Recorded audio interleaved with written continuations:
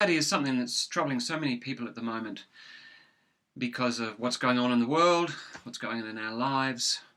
Lots of people have lost jobs, lost their incomes, and what happens is the brain and the body goes into a state of caution. It goes into a heightened state of caution because it's got to stay alive. And that's what kind of drives so many of us at a fundamental level, is this kind of need to stay alive. And when there is a threat or a possible threat, then we are more likely to feel threatened, and we are more likely to get anxious about these possible or very real future threats. So anxiety, the kind of interesting way to put it is that it's a degree of caution. So on a daily basis, if I walk up to a street, the side of a street, and I want to cross it, I have probably what you call a natural degree of caution. If, however, I've got a history of having a really bad time whilst trying to cross a street, an electric bike takes me out because I can't hear it, or I trip up and I end up getting bowled or whatever, and I've got this history, then I'm going to approach that sidewalk and the edge of the road with a heightened degree of caution. Now, if I have a history of just really bad luck with crossing roads, being in cars or whatever it might be, then I am more likely to be triggered into a much higher degree of caution just by being at the side of the road. Having worked with a lot of people dealing with anxiety, it's really apparent to me that anxiety is a hugely heightened degree of caution, which has become a patterned response because after a while it becomes self-perpetuating. Any behavior over time becomes a pattern, and that pattern, whether it works for us or against us, will continue to function.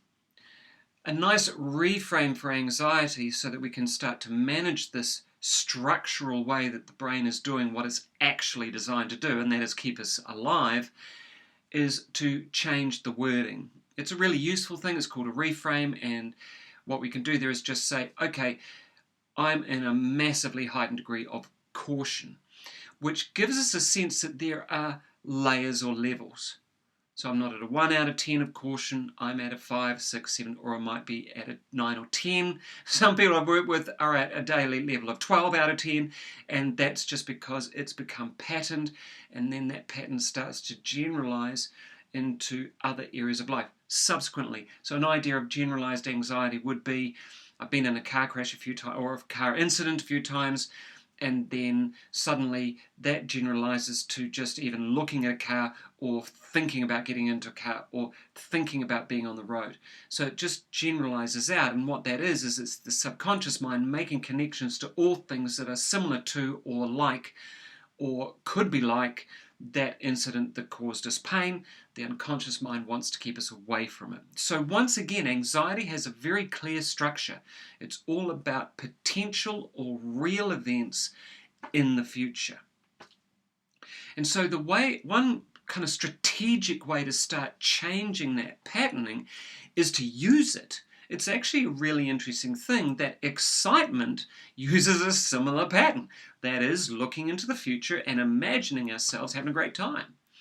Anxiety is imagining ourselves in the future situation, freaking out. So what if we use the same structure? Remember, anxiety is about, as you can see here in the picture, if you can see that, anxiety is about an event in the future and we're freaking out about it.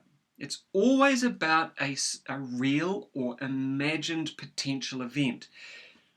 The strategy is, what if I could picture myself 5 minutes after that event is over? So I'm literally taking myself out beyond the problematic event and seeing myself smiling. Now, it's smiling not because, I won the lottery or anything like that. It's smiling because that event that was causing me problems, that event is over. So it's almost like I can see myself looking back at that event. It's really important to see ourselves. It's kind of like, when you go window shopping, I don't know if you do this, and you kind of see something you like and you picture yourself in it. A mate of mine many years ago, he window shopped an Aston Martin for a very long period of time, and then one day he had it. But how he his story, how he attracted it, manifested it in his life, and the conversations that ensued due to that was he could constantly picture himself in that car. It created such a sense of compulsion and desire and energy towards it came about. All sorts of things came together so that he could have that car. He loved it. Beautiful car. Same works positively and negatively. Wherever you put your attention repeatedly will become the outcome, and that will continue to perpetuate until you change that pattern. Anxiety is nothing more structurally than a patterned response to a heightened sense of caution that's just perpetuated over time. Yes, chemical intervention may be useful and may be necessary to lift serotonin, for example, or to drop down the levels of anxiety in the first instance. And yet the chemicals that are being influenced are the chemicals that occur after the anxiety, or as the anxiety, a structural mental pattern, has been occurring for a period of time. So once again, the strategy to begin repatterning so we can maybe create a little bit of curiosity or excitement about the future is think of an event that's coming up. And this is what is a really good idea, is think of something mundane. Just had dinner, so I could picture myself at the end of the day having just had dinner, smiling because dinner's over. I know a number of people who I've worked with who have just been anxious about making dinner. And to be fair, it can be a pain in the ass. You've got to think about what to cook, you've got to get the food, you've got to da-da-da, and you're not sure if you're going to cook it right, and then so what we do, and we associate into the future possibility of looking into everyone's faces and seeing them go, because they don't like dinner. So the way around that is picture yourself 5 minutes after dinner is complete and done, and you're smiling because it's done, not because it was a success, not because of anything.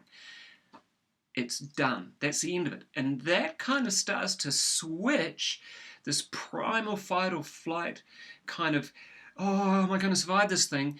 Kind of switch it down so we can start experiencing a degree of caution, which while cooking is really useful. Chopping, hot elements, stuff like that. Caution, useful. Anxiety, not useful. So the strategy is really important, and start practicing it with mundane things. I can picture myself 2 minutes after finishing brushing my teeth, smiling because it's done. I mean, it sounds ridiculous. I might be driving somewhere tomorrow. I can picture myself getting out of the car smiling because it's done. We can't operate these things. There's too many multiple facets going on, not to mention the trillion operations that have to happen just to change gear. So fundamentally, to try and work out how I'm going to overcome that is just ridiculous.